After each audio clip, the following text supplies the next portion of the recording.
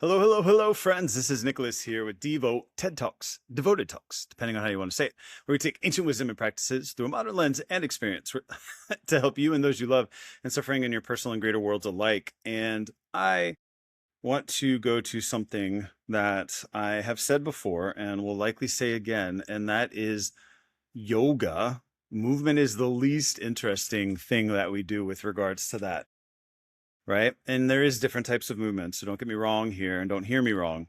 But exercise is the least interesting aspect of yoga, and yet that is the most often utilized pathway into the experience of yoga. And so yoga and Ayurveda are happening regardless of us sitting in a room, regardless of a teacher standing up there and talking about it.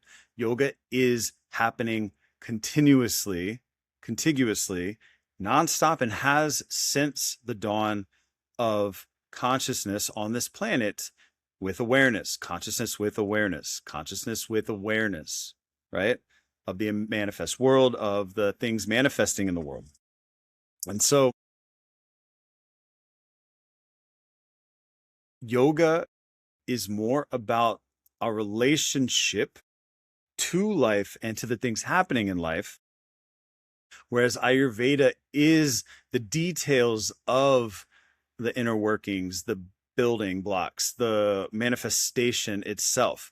Yoga is our relationship to that. All of this, though, is housed under the idea of consciousness, moving into matter, and then going back again via Sankhya's philosophy. And so Sankhya's philosophy is how we understand it. Ayurveda is the manifest world, and the pieces that make it work, which are a part of Sankhya's philosophy. And then yoga is the experience because of relationship that we have to all the things that are happening. And so our understanding of ourselves in the world shifts and changes as we practice yoga. And then all of this together creates self-mastery because we know what we really are. We know the stories that we tell ourselves, and then everything in between will start to fill itself out. And so that may sound a little confusing to you, but if you've been listening for a while, I guarantee the dots will be connected. And what do I mean by that? It's a great question. I'm trying to figure it out myself. No, but for real though, we look at yoga as this finite thing, and yet it is the most expansive thing that it could possibly be. And yet it starts with the small, and through the small, we can understand everything else, right? We can learn the larger. Ayurveda is the same way, but Ayurveda is holographic in its nature, much like Sankhya's philosophy is holographic because it is all of the big in the small, and all of the small has the big in it as well. And it's back and forth. And so that's why we as human bodies recapitulate itself through all of the different systems, through all of the different organs, through all of the different appendages. Everything is a reflection of the bigger picture. It is all contained within itself and the whole together. It's kind of like Russian nesting dolls, right? Which is an easier way to understand it versus it actually being more like fractals or the Fibonacci sequence, right? It is everything and nothing, and all the layers in between everything and nothing. And how we move through it is yoga.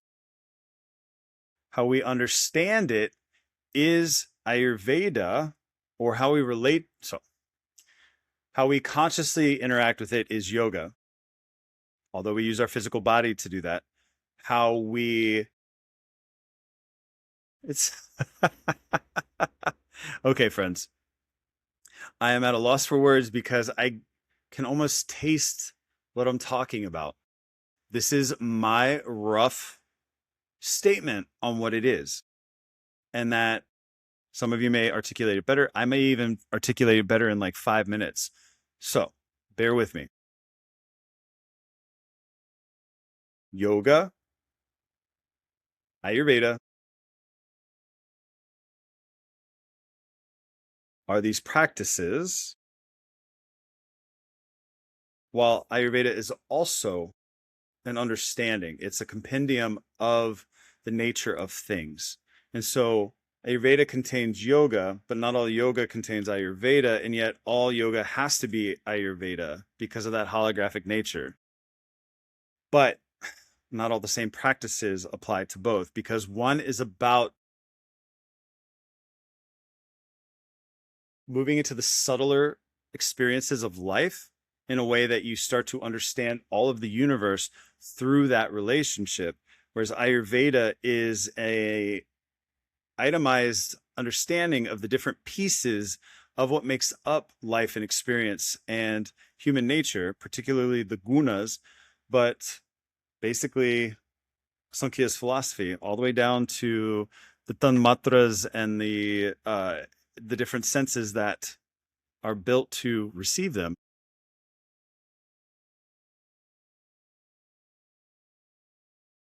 Ayurveda helps us understand the shifts and changes. Yoga helps us understand the feeling and the psychicness of it all. Right? Ayurveda does involve the body, but it also involves all of the subtle things around us. Whereas Ayurveda lets us connect to it all, or excuse me, yoga allows us to connect to it all. Ayurveda helps us understand it in the context of our experience, whereas yoga is taking us out of the experience into a more natural state of what we are energetically, spiritually, mentally, physically. That actually is good. I know that it took me a minute to get there, and I'm going to write that. Thank you, AI, in the description, that you really need to listen through it. That it took me a little while to get there, but that's what it is. Is yoga, we're trying to pull ourselves back, and Ayurveda gives us all the nitty-gritty details so that we can make adjustments within our experience in the moment. Whereas yoga, we're trying to retract from the experience so that we can recalibrate or recognize what we really are and have been the whole time. Whereas Ayurveda is like, let's zoom in so that we can play with all of the pieces of it. If you want to talk about coding, like from a computer and IT standpoint, Ayurveda gives you the ability to work with the code, whereas yoga and Ayurveda is the way to, or excuse me, yoga is the way to run the program and or pull out of the program and turn it off. Kind of. Yeah, that's kind of rough. But anyway, what do you need to take away from this? You need to take away that yoga and Ayurveda are tools, and that neither one of them is a superior practice than anything else out there. In fact, they are inclusive things that allow us to, from a more, eagle eye point of view, see what is going on about ourselves and about our relationship to others. While yoga is a fitness class, most of the time, that is the least interesting aspect of it. And yet many of us are so in our minds that we need the movement of the body to help us get there. But Ayurveda helps us understand the whole process that's getting all bunched up there that we can utilize yoga for to remedy, right? Yoga is the relationship. Ayurveda is the details of the relationship so that we can repair it, so that we can get it running optimally. It's like the manual, and yoga and Ayurveda is driving the car. Or excuse me, yoga is the driving of the car, whereas Ayurveda is the manual for the car. Yeah, it's another good way of putting it. That was a rough one, but if you listen to the end, I appreciate you deeply, and know that I don't have all the answers. Sometimes I'm recording these to help me uncover and elucidate and do other things, or understand things in new and different ways, and that hopefully you guys get to benefit as well.